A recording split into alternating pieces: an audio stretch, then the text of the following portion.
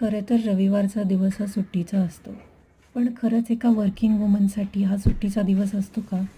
आठवडाभराची तिची धावपळ वाचवण्यासाठी ती तिच्या रविवारी ओव्हरटाईम करते. म्हणजेच काय तर तिचं आठवड्याभराचं 90% काम हे ती रविवारीच करून ठेवते. तसं बघायला गेलं तर संसार हा दोघांचाही असतो. पण खरंच तसं आहे का? आजच्या जगामध्ये स्त्री स्वतःसाठी लढायला शिकली आहे. ती तिचा संघर्ष करायला शिकली आहे. स्त्री स्वतःसाठी स्टँड घेऊ शकते. ती स्वतःसाठी कमवू शकते. ती परिवारासाठीही कमवते.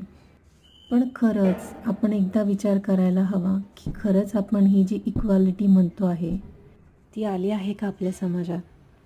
आता समाजाचे काही ठेकेदार येऊन म्हणतील की बाई तुला होतंय तर कर, नाहीतर तुझी तू घरात बस. बाकीच्या बायकांना कशाला उकसवतेस? पण मला एक विचारायचं आहे, असं कुठल्या पुस्तकात लिहून ठेवलं आहे की घरची कामं ही फक्त बाईची कामं आणि बाहेर कमावणं हे फक्त पुरुषाचं काम आहे? आता तर न्यायालयातही असा निर्णय दिला गेला आहे की संसार दोघांचा आहे, म्हणजे कामही घरची दोघांनाही करायला हवी.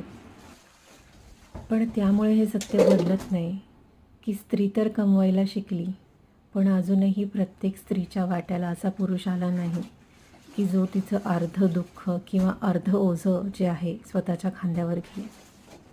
आजच्या जगात तारेवरची कसरत करत असताना स्त्रीलाही हवा असतो एक विसावा, एक असा विसावा की ज्या खांद्यावर डोकं ठेवून ती शांतपणे स्वतःचा सगळा स्ट्रेस विसरून जाऊ शकते.